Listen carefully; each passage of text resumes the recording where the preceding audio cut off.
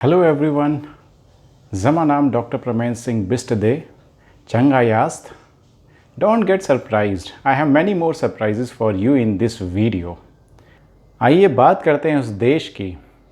रखवाले हैं जिसके पामीर और हिंदू कुश, बहती है जहां अमू दरिया, पश्तूनों का वतन और बमियन बुद्ध की प्रेरणा स्थली, अफ़गानों का देश अफ़गानिस्तान। अफ़गानिस्तान को द हार्ट ऑफ एशिया और क्रॉस रोड्स ऑफ एशिया भी कहा जाता है। स्ट्रेटेजिकली लोकेशन पर लोकेटेड होने की वजह से अफ़गानिस्तान सिल्क रूट का भी एक हिस्सा रहा, जो कि चाइना और मेडिटेरेनियन के बीच में एक मेजर ट्रेड रूट हुआ करता था। अगर हम अफ़गानिस्तान की बात करें so it is also home to many ethnic groups, जैसे कि टर्क, पर्शियन, अरब, मंगोल, हूण, हिंदू, बुद्ध और भी बहुत सारे एथनिक ग्रुप्स। और यहाँ पे हमेशा कंट्रोल करने के लिए और पावर के लिए वॉर और वायलेंस होते रहे।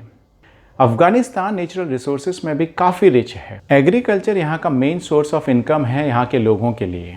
पाश्तो और दारी यहाँ की मेन लैंग्वेज है। और अगर हम बात करें इसकी कैपिटल की तो काबुल, जो कि यहाँ का सबसे बड़ा शहर भी है। इसके अलावा यहाँ और भी इम्पोर्टेंट शहर हैं जैसे कि हेरात, कंधार, मज़ार शरीफ, जलालाबाद। कुल मिलाकर यहाँ पे टोटल 34 प्रोविंसेस हैं। और अगर हम इसकी बात करें बाउंड्री की तो इसकी जो बाउंड्री है वो मिलती है पाकिस्तान के साथ, चाइना, ईरान, ताजिकिस्तान, तुर्कमेनिस्तान और उज़्बेकिस्तान के साथ में। बुज़काशी ये यहाँ का नेशनल स्पोर्ट है।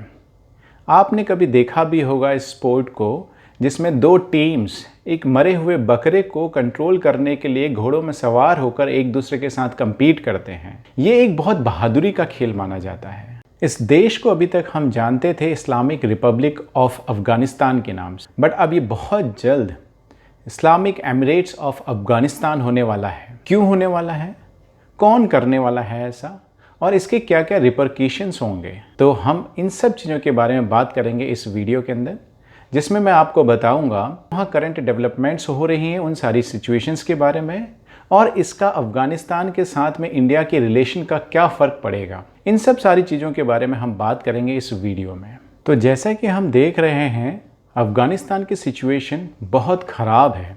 वहाँ लोग जद्दोजहद कर रहे हैं काबुल एयरपोर्ट पे कि कैसे भी हम देश के बाहर चले जाएं। जहाँ का राष्ट्रपति खुद देश छोड़कर चला गया, जहाँ की मिलिट्री पैदल ही या फिर प्लेन्स में दूसरे कंट्रीज़ में शरण ले रही हो, उस देश के नागरिकों की क्या सिचुएशन होगी आप ये सोचिए। जी हाँ, हम बात कर रहे हैं अफ़गानिस्तान के करंट पॉलिटिकल सिचुएशन की, जहाँ पे काफ़ी टर्मोइल आया हुआ है। लेकिन ये टर्मोइल आया क्यों है, किसकी वजह से आया है? तो एक ऐसा नाम जो मुझे नहीं लगता दुनिया में किसी ने सुना नहीं होगा, वो है तालिबान। तालिबान जो कि एक टेररिस्ट ऑर्गेनाइजेशन है, अभी रिसेंटली अफ़गानिस्तान की इस्टेब्लिश्ड गवर्नमेंट को ओवरथ्रो करके वहाँ पे अपना कंट्रोल इस्टेब्लिश कर दिया है। और उसने घोषणा कर दी है कि अब हम अफ़गानिस्तान पे रूल करेंगे और ये एक डेमोक्रेटिक कंट्री नहीं होगा बल्कि शरिया से चलने वाला एक इस्लामिक राष्ट्र होगा। तो आइए जानते हैं तालिबान के राइज़ के बारे में। 1979 में जब अफ़गानिस्तान में सोवियत यूनियन का इन्फ्लुएंस और इंटरफेरेंस काफ़ी बढ़ गया और उसने कोशिश करी कि अफ़गानिस्तान के अंदर एक मार्क्सिस्ट गवर्नमेंट को इस्टेब्लिश करने की, उस समय लोकल मुजाहिदीनों ने सोवियत यूनियन का बहिष्कार किया और उनका एक ही लक्ष्य था कि सोवियत यूनियन को यहाँ से बाहर निकालना और यहाँ पे अपना सेल्फ रूल इस्टेब्लिश करना। इसी समय जन्म होता है तालिबान का। तालिबान को इस्टेब्लिश किया मोहम्मद मुल्ला उमर ने। तालिबान मतलब स्टूडेंट। नॉर्दर्न पाकिस्तान और अफ़गानिस्तान के जो रिलीजियस इंस्टीट्यूट्स थे उनसे जो कट्टरपंथी बाहर निकले वो इस टेररिस्ट ऑर्गेनाइजेशन से जुड़े।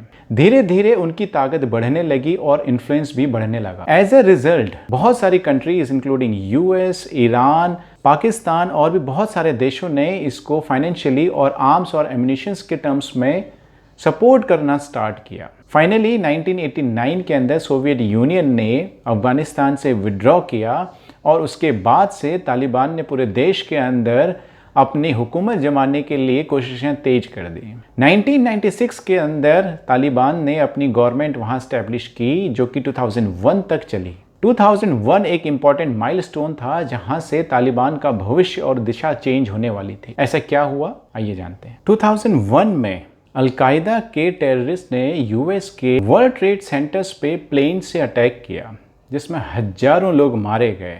और इसके बाद से अमेरिका ने अफगानिस्तान में अपनी सेना भेज दी और 2002 में अपने नाटो पार्टनर्स के साथ मिलकर अफगानिस्तान की सिक्योरिटी अपने हाथ में ले ली। ये तालिबान के लिए एक बहुत बड़ा झटका था, जिसकी वजह से उसकी पकड़ अफगानिस्तान पे लूज होती जा रही थी। 2004 के अंदर अफगानिस्तान का एक नया कॉन्स्टिट्यूशन बना और हामिद करजाई इसके फर्स्ट प्रेसिडेंट डिक्लेयर हुए। हामिद करजाई वही हैं जिनके नाम पे काबुल का एयरपोर्ट है। अब तालिबान की अफगानिस्तान में ग्रिप धीरे धीरे लूज होने लगी। 2011 में यूएस नेवी सील कमांडोज ने पाकिस्तान के अबोटाबाद में ऑपरेशन नेपच्यून स्पीयर में वर्ल्ड ट्रेड सेंटर के मुख्य आरोपी ओसामा बिन लादेन को मार गिराया। और इसके साथ अमेरिका का बदला पूरा हुआ world trade centre bombing and killing का। और इसके बाद से अमेरिका का अफगानिस्तान में रहने का और कोई मकसद नहीं रहा और ये काफ़ी महंगा भी साबित हो रहा था। और इसीलिए 2014 में बराक ओबामा ने अफगानिस्तान से यूएस ट्रूप्स का फेज्ड विड्रॉल की घोषणा कर दी। और 2020 में यूएस और तालिबान के बीच में एक एग्रीमेंट हुआ, जिसमें यूएस ने ये डिक्लेयर किया कि हम 2021 तक पूरी तरीके से अफगानिस्तान से विड्रॉ कर लेंगे। ये एक ऐसा मूवमेंट था जिसने तालिबान में फिर से जान फूंक दी। उसने अफगानिस्तान के अलग अलग शहरों को धीरे धीरे अपने कंट्रोल में लेना स्टार्ट कर दिया। एज अ रिजल्ट 15 अगस्त 2021 को प्रेसिडेंशियल पैलेस को अपने कब्जे में ले लिया और इसी के साथ अफगानिस्तान में तालिबान का रूल स्टार्ट हुआ। ये सिचुएशन अफगानिस्तान के लोगों के लिए तो बहुत ख़राब है ही, इसके साथ में ही ये वर्ल्ड पीस और प्रॉस्पेरिटी के लिए भी काफ़ी घातक है। इसका इम्पैक्ट सिर्फ अफगानिस्तान ही नहीं बल्कि रीजनल और वर्ल्ड लेवल पे भी पड़ेगा। रशिया, चाइना, ईरान और पाकिस्तान ने इंडिकेट किया है कि वो तालिबान गवर्नमेंट को और उनके रूल को रिकॉग्नाइज करेंगे, लेकिन बाकी देशों ने अभी ऐसा कोई इंडिकेशन नहीं दिया है। इन सारी सिचुएशंस की वजह से इंडिया के रिलेशन अफगानिस्तान के साथ इम्पैक्ट होंगे। क्या ये सही दिशा में जाएगा या फिर इससे आने वाले टाइम में इंडिया और अफगानिस्तान के रिलेशंस और ज़्यादा खराब होंगे? इंडिया ने अभी तक अफगानिस्तान को किस तरीके से सपोर्ट किया, उसके डेवलपमेंटल प्रोसेस में किस तरीके से इंडिया ने कंट्रीब्यूट किया, इन सारी चीज़ों के बारे में अब हम जानेंगे। प्रेजेंट सिचुएशन इंडिया के लिए बहुत कंफ्यूजिंग है। क्यों? या तो इंडिया तालिबान के रूल को, उसके गवर्नमेंट को रिकॉग्नाइज करे या ना करे। अगर रिकॉग्नाइज करती है तो ये एक रॉन्ग प्रेसिडेंट सेट होगा, जिसमें ये कहा जाएगा कि इंडिया ने एक टेरर आउटफिट के इलीगल, अनडेमोक्रेटिक, अनकॉन्स्टिट्यूशनल ऑक्यूपेशन को रिकॉग्नाइज किया। अगर नहीं करती है तो अफगानिस्तान के साथ खराब होते रिश्ते और वहाँ अभी तक किए गए इन्वेस्टमेंट का वेस्ट होने का भी डर है इंडिया को। तो ऐसे सिचुएशन में इंडिया क्या करे? क्या इंडिया ने अभी तक अफगानिस्तान के लिए किया है? किस तरीके से इंडिया ने अफगानिस्तान को हेल्प करी है उसके रिवाइवल में, उसके रीडेवलपमेंट में? आइए देखते हैं। इंडिया और अफगानिस्तान के बायलैटरल रिलेशंस का जो एक गाइडिंग स्पिरिट है वो है स्ट्रेटेजिक पार्टनरशिप एग्रीमेंट, जो कि अक्टूबर 2011 के अंदर साइन किया गया। इस एसपीए के अकॉर्डिंग इंडिया के रोल को डिफाइन किया गया है अफगानिस्तान के डेवलपमेंट में, और ये एग्रीमेंट कहता है कि इंडिया अफगानिस्तान को रीबिल्ड करने में हेल्प करेगा। वहाँ के इंफ्रास्ट्रक्चर, वहाँ के इंस्टीट्यूशंस और उनकी कैपेसिटी बिल्डिंग में हेल्प करेगा। इंडिया पॉलिटिकली अफगानिस्तान को सपोर्ट करेगा Afghan led, Afghan owned, Afghan controlled peace and reconciliation process में भी। इंडिया अफगानिस्तान में शतूत डैम को भी बनाने वाला है, जो कि काबुल सिटी के 2 मिलियन रेसिडेंट्स को इलेक्ट्रिसिटी प्रोवाइड करेगा। फूले खुमरी हाई वोल्टेज ट्रांसमिशन लाइन, जो कि 202 किलोमीटर की है, उसको भी बना चुका है। इंडिया ने लॉन्च किया है high impact community development project programmes को, जिसके अंतर्गत 100 प्रोजेक्ट्स जिनकी वैल्यू $80 मिलियन है, इंडिया उन प्रोजेक्ट्स को कंप्लीट करेगा। और वहाँ के डेवलपमेंट में कंट्रीब्यूट करेगा। इंडिया अफगानिस्तान के 34 प्रोविंसेस में 400 से ज़्यादा प्रोजेक्ट्स को कंप्लीट कर चुका है। इंडिया का बायलैटरल ट्रेड अफगानिस्तान के साथ 1.5 बिलियन यूएस डॉलर को क्रॉस किया 2019-20 में, जिसमें 998 मिलियन यूएस डॉलर का इंडिया ने एक्सपोर्ट किया अफगानिस्तान को और लगभग 530 मिलियन यूएस डॉलर का इंपोर्ट किया अफगानिस्तान से। बायलैटरल ट्रेड को बढ़ावा देने के लिए इंडिया ने अफगानिस्तान में 2017 में एयर फ्रेट कॉरिडोर का इनॉग्रेशन किया, जिसके थ्रू दोनों के बायलैटरल ट्रेड को बढ़ावा मिला।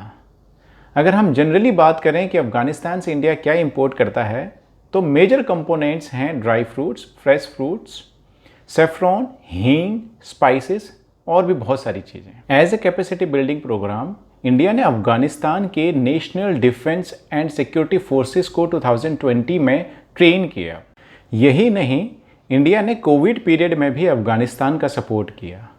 लगभग 20 मीट्रिक टन की मेडिसिन और ह्यूमैनिटेरियन असिस्टेंस प्रोवाइड कराई अफगानिस्तान को। 75,000 मीट्रिक टन का वीट चाबहार पोर्ट के थ्रू प्रोवाइड किया अफगानिस्तान को। 5 लाख कोविशील्ड डोजेस प्रोवाइड किए अफगानिस्तान को। इंडिया ने अफगानिस्तान को न्यू पार्लियामेंट बिल्डिंग भी 2015 में बना के गिफ्ट की।